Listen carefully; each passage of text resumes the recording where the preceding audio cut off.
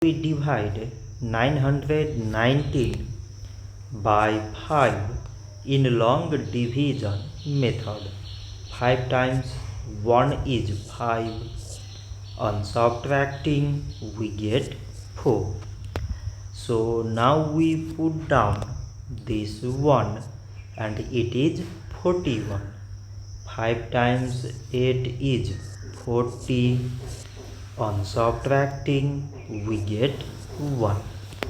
So again we put down this 9 and it is 19.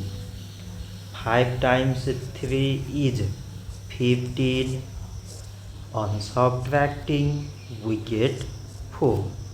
So now we have no any other number to put it down.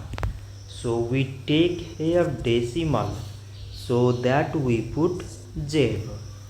So it is 40 and 5 times 8 is 40. On subtracting we get 0.